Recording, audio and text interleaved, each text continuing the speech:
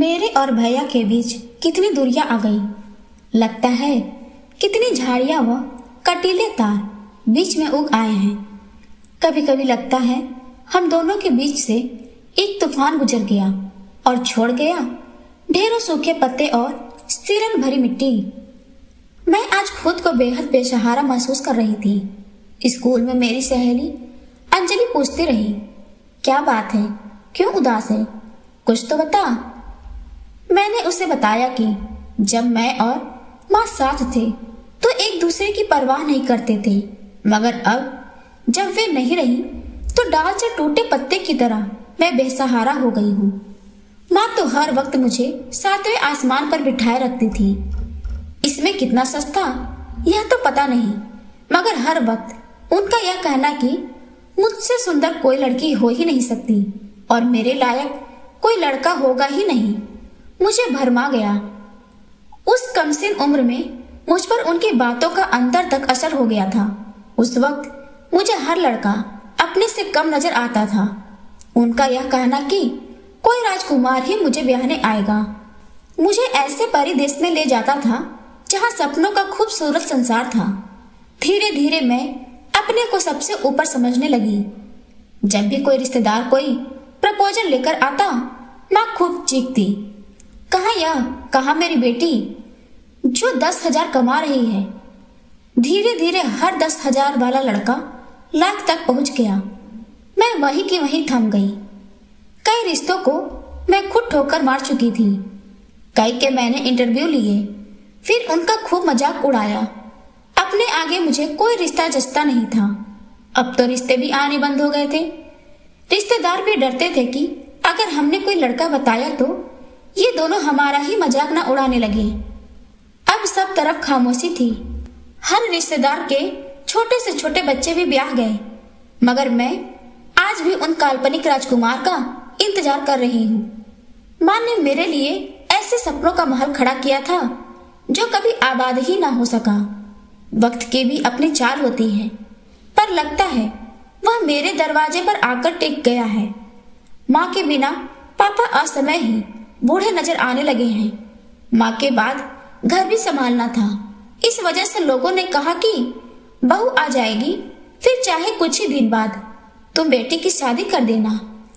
बहू तो आ गई, मगर इस घर में फिर मुझे सब भूल गए।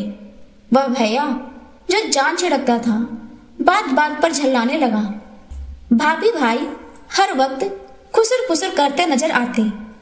अब तो घर ज्यादा पराया नजर आने लगा था। भाई के 2 बेटे भी हो गए थे। मंजिल का पता हो तो यात्रा कहीं से भी शुरू की जाए, मंजिल मिल ही जाती है, मगर मंजिल का पता हो तो कुछ शब्द परिवार के मर्यादाओं पर सवालिया निशान लगा देते हैं। मगर भाभी उन सभी शब्दों को आसानी से बोल देती थी। भाई भाभी को लेकर क्या क्या सपने बुने थी, सब रेत के महल की तरह ढह गए। अंजलि, तू सोच भी नहीं सकती, उस दिन जब पिकनिक थी, मैं जैसे ही घर पहुंची, दोनों बच्चे भूखे बैठे थे।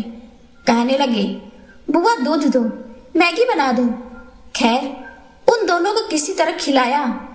तभी बच्चे बोले कि मम्मी का फोन आया है, बुआ से कहना डिनर बढ़िया से तैयार रखें, हम 9 बजे तक पहुंच जाएंगे। एक तो पिकनिक की थकान, ऊपर से घर के काम। मैं थक कर चूर हो गई थी। घड़ी पर नजर डाली, रात 11 बज रहे थे। मैं लेटी ही थी कि दोनों बच्चे मेरे ऊपर कूदने लगे। बुआ कहानी सुनाओ, बुआ कहानी सुनाओ। आयाओं से बदतर मेरी जिंदगी है। सारे दिन तुम्हारी चाकरी करते रहूं, नौकर बनाकर रख लिया है तुम लोगों ने। कहकर मैं जैसे ही मुड़ी, देखा भाभी रौद्र रूप लिए खड़ी हैं। पता नहीं वे कब आ गई थी। वे चीखते हुए बोली, आप अपनी मर्जी से यहाँ रह रही हैं, हम आपको यहाँ जबरदस्ती थोड़े रोके हुए हैं। तुम होती कौन हो भाभी मुझे रोकने वाली? यह मेरा घर है, यहाँ नहीं रहूंगी तो कहाँ रहूंगी? ओहो, यह आपका घर है तो मेरा घर कहाँ है? जिंदगी में यह भी सुनना पड़ेगा, वह भी अपने ही घर में। कभी सोचा न था जिंदगी सवाल बनकर मेरे आगे खड़ी थी। अगर माँ ने झूठे सपने ना दिखाए होते तो मेरा भी एक घर होता, मेरे आंगन में भी खुशियां डेरा डालती। मगर मैं तो रूप गर्विता थी। जिस छोटे छोटे कजन्स के साथ बैठकर मैं सबका मजाक उड़ाया करती थी, कुछ ही सालों के अंतराल में वे सब भी ब्याह गए। मेरी हंसी खोखली थी। मेरी आंखें पढ़ने वाला कोई ना था जो मेरे अंदर का दर्द जान पाता। खिन्न मन से उठकर मैंने चेहरा धोया। आईने में चेहरा देखा, कोई चमक ना थी। आंखों के नीचे स्याह घेरे हो गए थे। कभी कभी लगता है पाँव के नीचे से जमीन खिसक रही है। आज की घटना के बाद मैंने खुद को सबसे अलग कर लिया। पतझड़ की उम्र दराज पत्तों की तरह मैं सोच रही हूँ, इस घर के लिए मैंने क्या कुछ नहीं किया। जिंदगी के सुनहरे लम्हे इन लोगों पर कुर्बान किए। पूरी तनख्वाह माँ के हाथ पर रखी, जिससे माँ बहू के लिए साड़ी जेवर बना गई थी। और आज इसी घर में यह 2 दिन की आई लड़की मुझे पराया बता रही है। मेरा अपने ही घर में सांस लेना भी दूभर हो गया था। जख्मों पर फाहे रखना, दरारें भरना नई पीढ़ी ने सीखा ही कहाँ है। खाली जगह का सन्नाटा मुझे भयानक लग रहा है।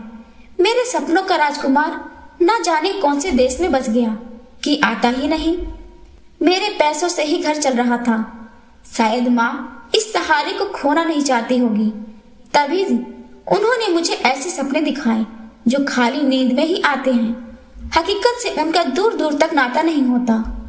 दीपा, तू अब सो जा, कल इस समस्या का कोई समाधान ढूंढेंगे, कहकर अंजलि अपने घर चली गई।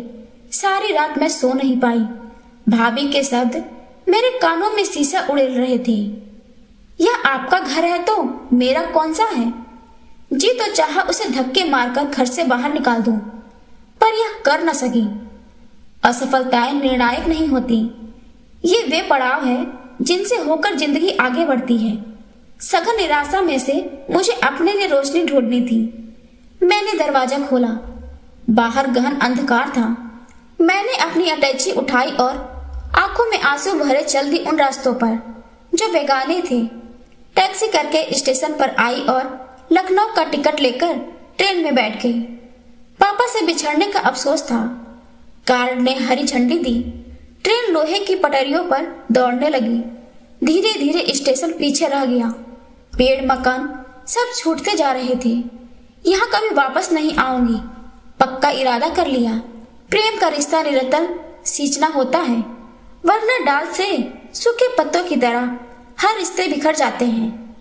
माँ हमेशा कहती थी, सबसे मीठी है मीठी बात और सबसे कड़वी है कड़वी बात। ऐसे शब्द जो दूसरों का दिल दुखाए कभी मत बोलना बेटा। इस बात का मैं हमेशा एहतियात बरतती रही। लोग कहते भी थे कि तुम बोलते बोलते रुक क्यों जाती हो। मैं कहती, इसलिए कि कहीं कुछ गलत न बोल जाऊं। लखनऊ पहुंचकर मैं अपनी जिगरी दोस्त नसीमा के बंगले पर पहुंची। मुझे गले लगाकर वह बहुत खुश हुई। जल्दी ही उसकी मदद से मुझे एक कोठी में 2 कमरे मिल गए। वह नौकरी भी उसी के स्कूल में मिल गई। माँ की तस्वीर मैंने अपनी मेज पर रख ली। मैं रोज माँ से पूछती, माँ बता मेरा घर कहाँ है। दिन पंख लगाकर उड़ रहे थे। मुझे लड़ना था रोशनी के लिए। मैं भी अपने लिए जीना चाहती थी। एक दिन तेज हवाएं चल रही थी। हल्की हल्की बूंदाबांदी हो रही थी। मैं गरम गरम चाय पी रही थी कि मेरे कानों में बहुत ही दर्द भरी सुरीली ध्वनि पहुंची। मैं झटके से उठी और बालकनी में आ गई। देखा एक युवक सामने वाली बालकनी में खंबे से सिर टिकाए दर्द भरी गजल गा रहा था। बरसों बाद मेरा दिल बेचैन हो गया। वह वहां नया नया किराएदार आया था। हर रात उसके दर्द में डूबे नगमे मैं अंधेरे में खड़े होकर सुनती। वह मुझसे बेखबर देर रात तक दर्द बिखेरता रहा था। हमेशा उसकी पीठ ही मेरे सामने होती। धीरे धीरे मुझे लगने लगा जैसे मैं बेचैनी से रात होने का इंतजार करने लगी हूँ। ना जाने यह कैसी कशिश थी। एक दिन मैं सुबह चाय की प्याली लेकर जैसे ही बालकनी में आई, मैंने देखा एक खूबसूरत सा बच्चा लिए वही लड़का उसे चम्मच से दूध पिला रहा है। मैं हैरान थी कि माँ कहाँ है जो यह दूध पिला रहा है। अचानक उस लड़के की निगाह भी मुझ पर पड़ी। हम दोनों ही हैरान थे। लड़का कठीले बदन का साधारण सा था, मगर उसकी काली बड़ी बड़ी आंखें बहुत ही उदास थी। अब मैं अक्सर ही उसे कभी बच्चे को कपड़े पहनाते, कभी नहलाते, कभी दूध पिलाते देखा करती। जैसे ही वह बच्चा क्रेंच में जाता, वह भी कार से ऑफिस चला जाता। धीरे धीरे वह बच्चा मुझे देखकर मुस्कुराने लगा। मैं भी दोनों को देखकर मुस्कुराकर हाथ हिला देती। एक दिन मैं जैसे ही बालकनी में आई, मैंने देखा वह बहुत उदास है। न जाने कौन सी पीड़ा से वह गुजर रहा था। बच्चा भी 6-7 दिन से दिखा नहीं था। हाँ, उसकी दर्द भरी नज़में अब भी आधी रात को बस्तूर जारी थी। मैं सो नहीं पाती थी। उसके आवाज के दर्द की लज्जत मेरे सीने में उतर जाती थी।